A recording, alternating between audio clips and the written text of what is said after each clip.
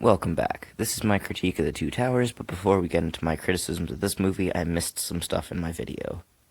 The first thing I forgot to mention is how when Sauron's defeated, he decided to discard his magic mace and try to crush Isildur with his hand. When Isildur ran to his father, Sauron could have killed him.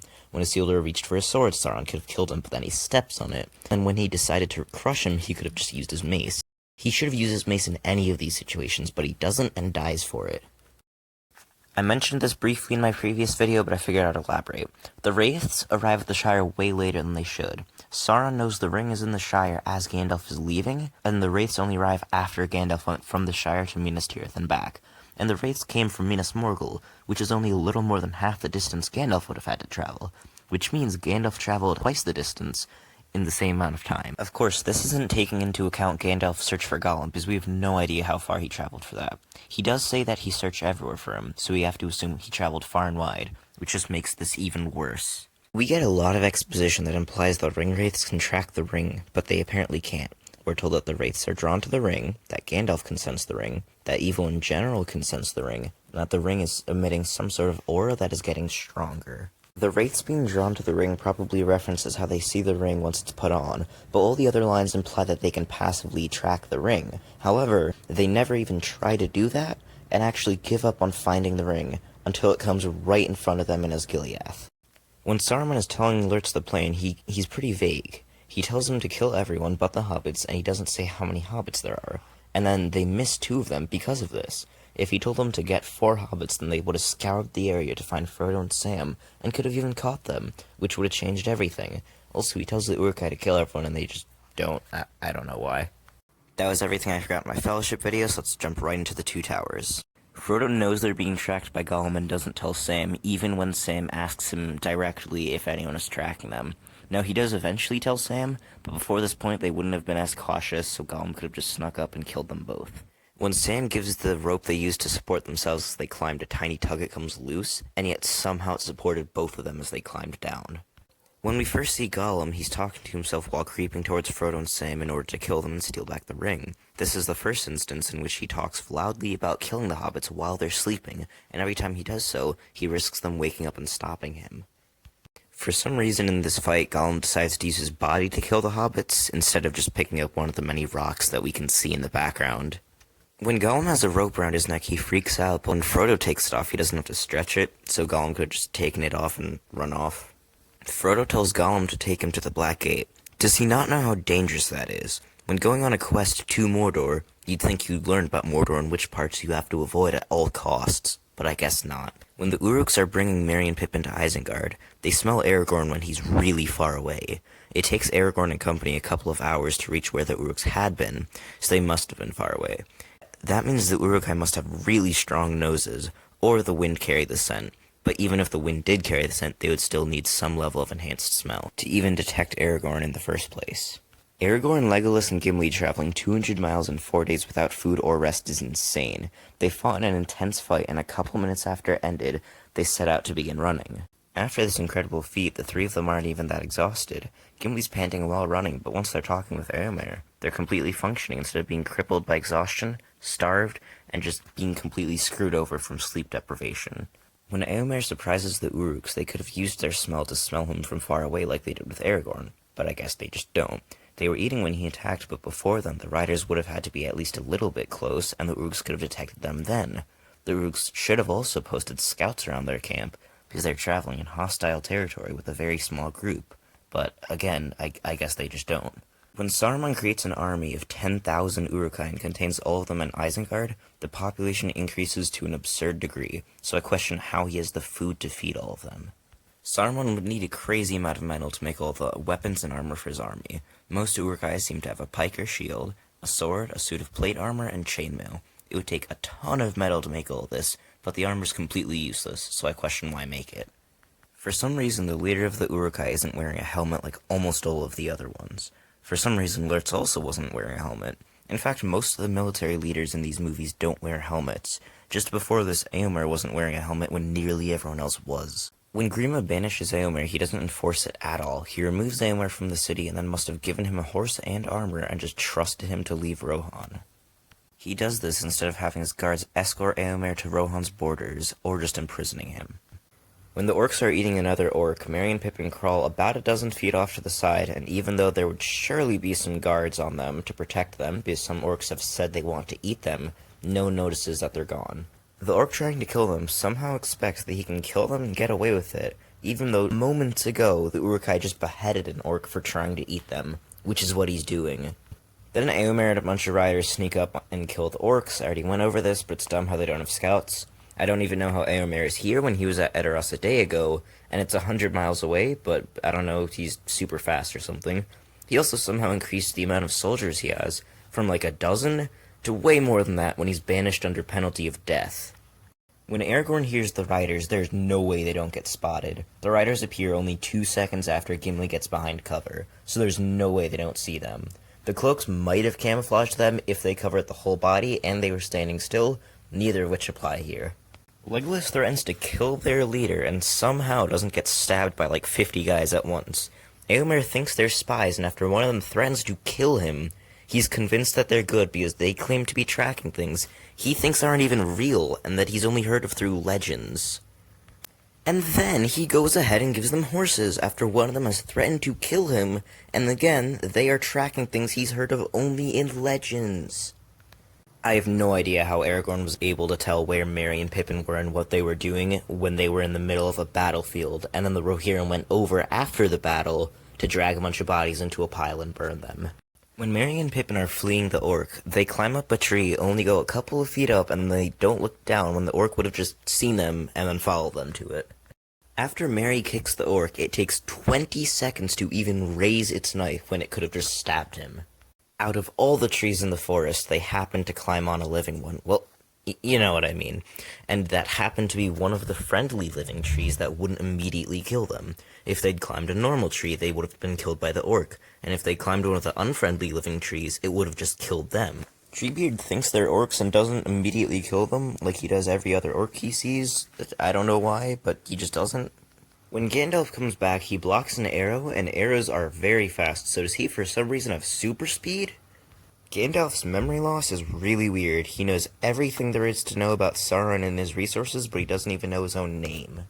For some reason, he's gained a bunch of magical power and can now overpower Saruman.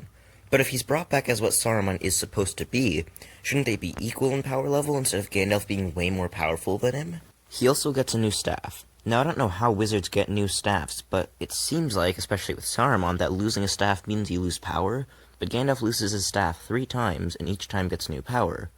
He loses it in Orthanc, then gets it at Rivendell. He loses it when he's dead, and then he gets brought back to life.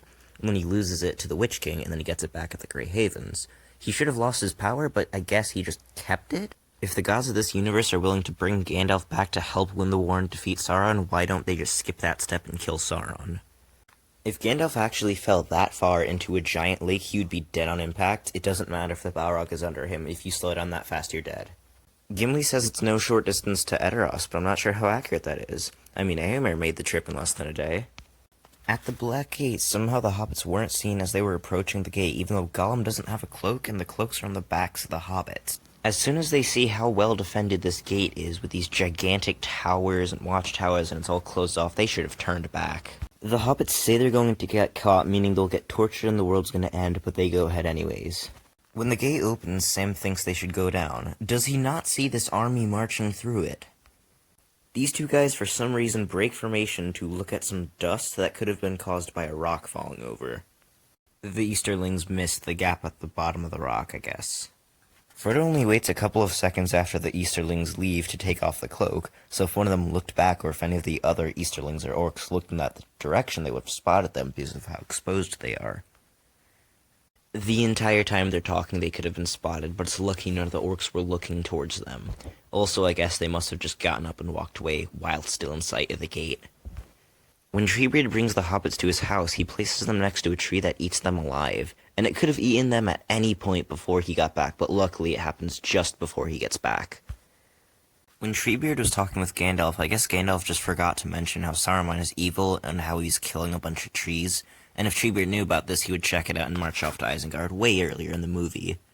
Treebeard and the other Ents are all somehow unaware of Saruman's treachery. Treebeard thinks Saruman is dangerous, and he knows smoke is always rising from Isengard, and smoke means fire, which means wood burning, but he can't put these details together to realize Saruman is evil, I guess. It's a little odd that there's no farms around Edoras. There could be farms somewhere else producing food, but it's just a weird detail. The guard at the door allows Gandalf to keep his staff, but Grimace says that he specifically told him to take the staff, so why did he let Gandalf keep it? For some reason, the spell on Theoden makes him really, really old. When Gandalf is fighting off Saruman's control, he's repeatedly slamming Theoden into his throne, and even though it looks like what he's doing is hurting the king, none of the guards try to do anything. They don't know what's going on in terms of magic, so I don't know why they don't try to stop him. After Theoden comes back to his senses and Grima is thrown out of the capital, he's allowed to leave and then given a horse instead of being imprisoned for treason. It's not like the only two options were killing him or letting him leave. He could have just been imprisoned.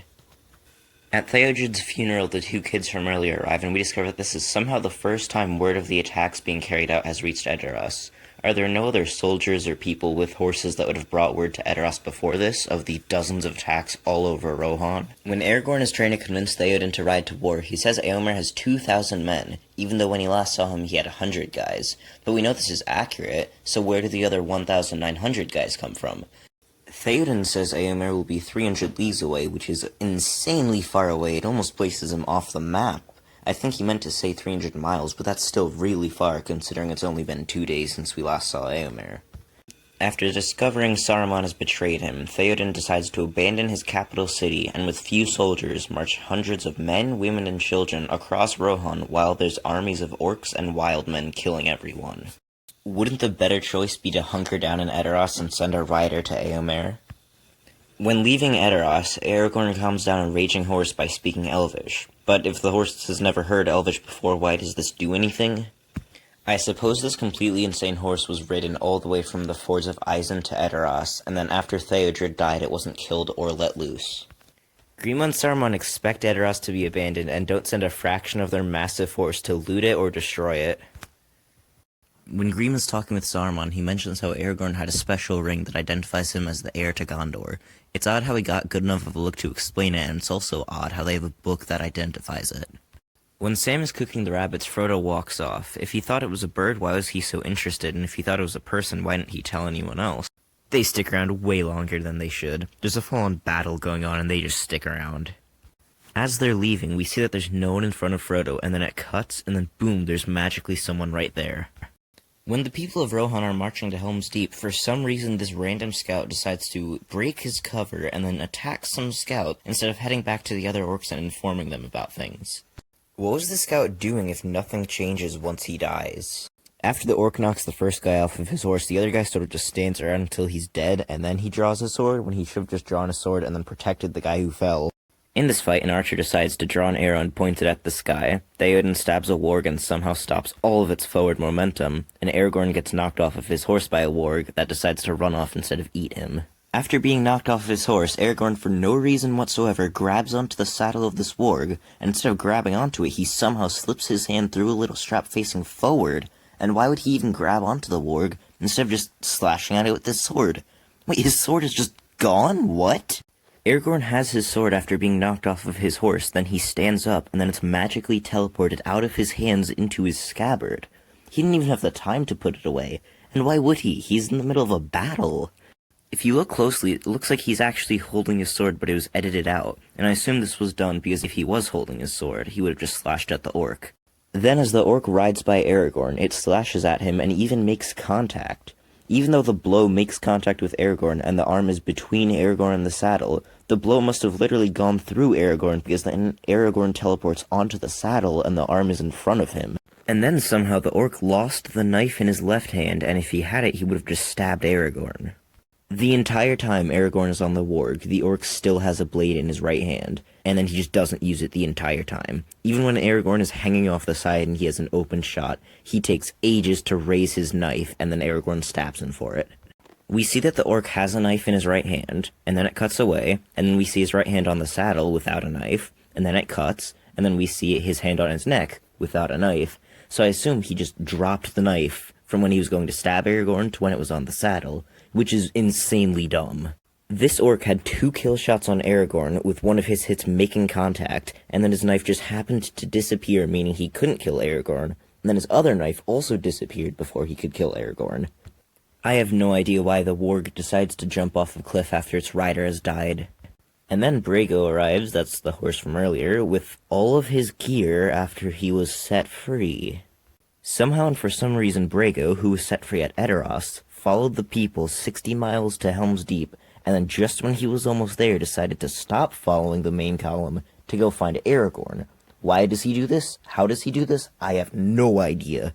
It's lucky that he resurfaced face up instead of face down when he was knocked unconscious. It's also lucky that after falling that distance he sustained no serious injuries and fought in an intense battle a few hours later. Theoden essentially says that there is going to be more wargs. If there were more wargs, why wouldn't they all come at the same time to overwhelm the Rohirrim?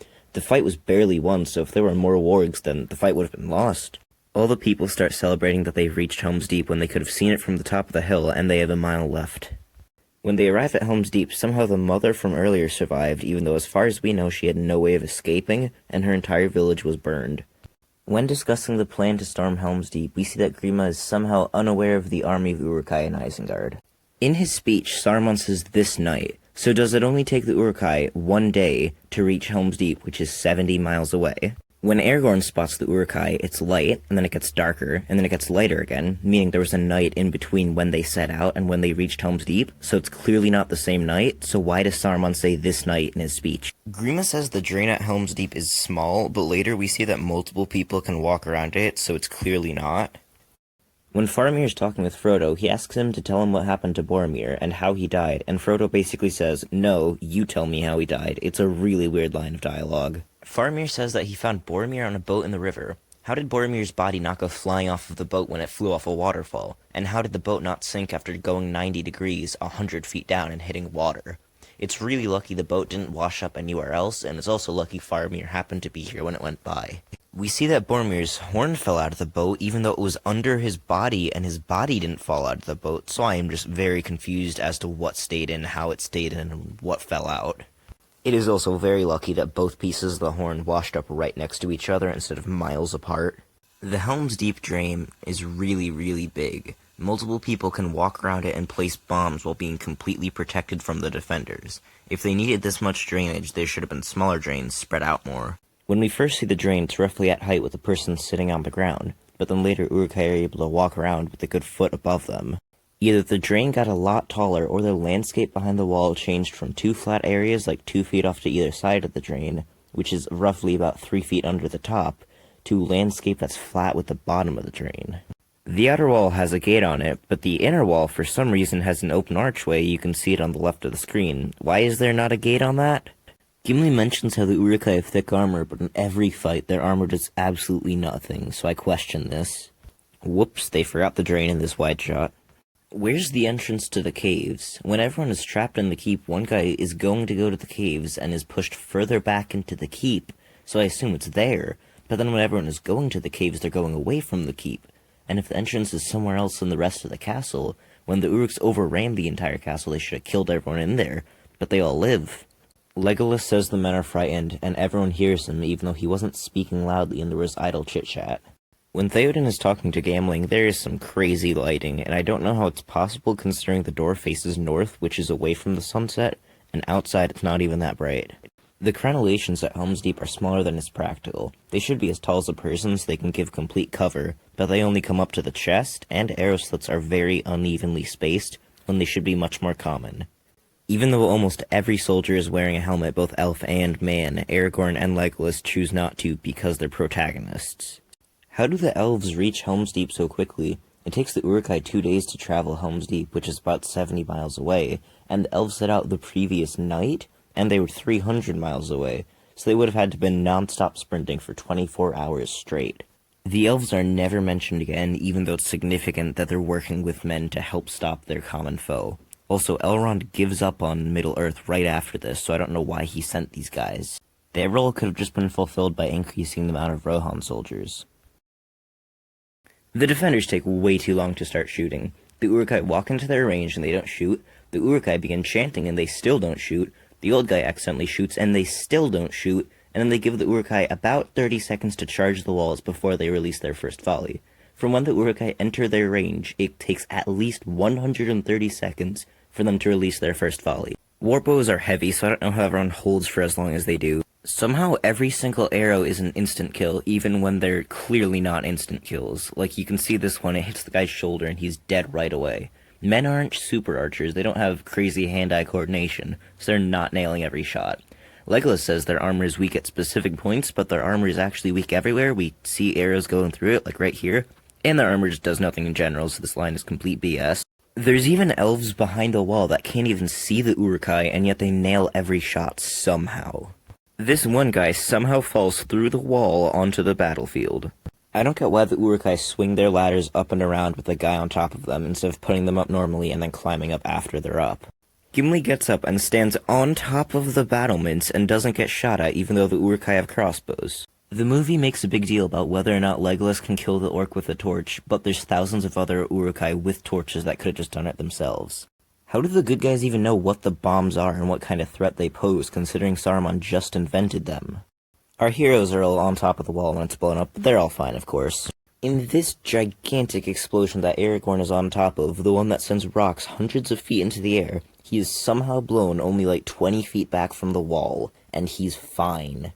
Gimli jumps into the middle of a bunch of orcs, and then they knock him into the water and don't finish him off, but even if they didn't finish him off, we see there's a couple hundred Uruk-hai through the gap, so they would have just trampled him to death. And he would have drowned, of course. We see that there's about 100 Uruk-hai in between Aragorn and Gimli, and yet somehow Aragorn gets to Gimli, and then there's barely any Uruk-hai around. And then right after he gets Gimli, the shot is flooded with Uruk-hai again, and yet they stay here and live. After Haldir dies, Aragorn is trapped on the Deeping Wall, and there's a bunch of Uruk-hai charging at him. But very luckily for him, there's a ladder that the Uruk-hai have raised on the inside of the wall, right next to a staircase after they've overrun the wall, and have ladders and a staircase they could get to the wall from.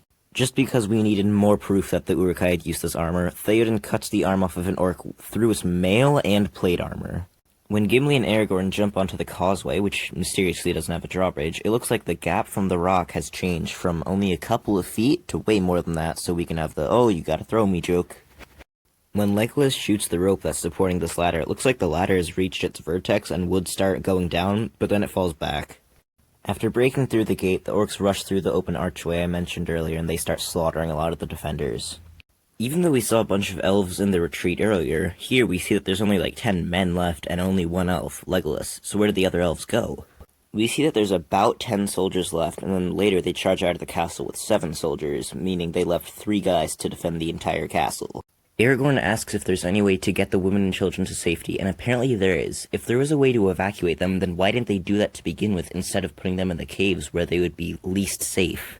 Then with 7 riders, they decide to charge into a horde of thousands, while leaving hundreds of Uruk-hai inside the castle and only about 3 guys to defend it, meaning everyone inside dies, but I suppose the 3 guys hold off all the hundreds of Uruk-hai. Somehow the horses don't break all of their bones when slamming through multiple armored Uruk-hai. So they charge into this horde, you can see right here, they would be surrounded on all sides, and they get surrounded on all sides and don't get stabbed by like 50 guys at once. Aragorn and Theoden both stop fighting to look at Gandalf. Gandalf said he would arrive at dawn, but he arrives so much later that the sun is so high it rises over a mountain. The hill the reinforcements charge down is way too steep for them to actually ride down. It's basically a cliff and they would all just fall down. When the Rohirrim charge the Uruk-hai, they should probably lose. The Uruk-hai all have pikes, and while a few of them raise their pikes, most of them lower them again. Even if the sun helped them for the first line of Uruk-hai, as soon as they broke through into the rest of the army, the sun wouldn't help them anymore. So we have roughly an equal number of Rohirrim and Uruk-hai, probably more Uruk-hai, and the Uruk-hai all have pikes, which are very good against cavalry. From when they charge out leaving the gate open to when everyone's just sort of staring at the Uruk-hai getting slaughtered by the trees, remember that there's still hundreds of Uruk-hai inside the keep who would have just stormed in and killed everyone. Props to Legolas for having a full quiver after that battle. I really don't know how he managed that. When Faramir was taking Frodo to Osgiliath, we know the orcs are attacking Osgiliath from the east, but then they approach from the east and just get through, and then a minute after they arrive, the orcs take the eastern shore, so it's really lucky that didn't happen like a minute before, because then they would have been screwed. Faramir has to run off and go do something, so he doesn't put guards on Frodo and Sam, even though they've said they want to escape multiple times, and they're in the middle of a battle where they could escape or just get captured. If the Ringwraith had just swooped by and grabbed Frodo instead of taking 20 seconds to try and grab him, then the world would have ended because Faramir's an idiot. When Treebeard calls off the Ents to war, hundreds of them appear only like 10 seconds after he called them, so unless they were all standing around, I don't see how they arrived so quickly. The trees leave Fangorn when it's starting to get bright out and then move 70 miles to Helm's Deep in only a couple of hours. It's odd how Saruman didn't know he was under attack until the walls of Isengard were torn apart and his armies were being completely slaughtered. When Treebeard yelled so loudly it could be heard through the entire forest, you'd think that would alert Isengard, and Saruman can shoot fireballs. I don't know how effective that would be. After the Helm's Deep battle, a couple of people ride on top of a hill and they can see all the way to Mordor, even though earlier we saw that you can only see the White Mountains and some more hills. That's it for the Two Towers. The next one is going to be as long as this one, if not longer.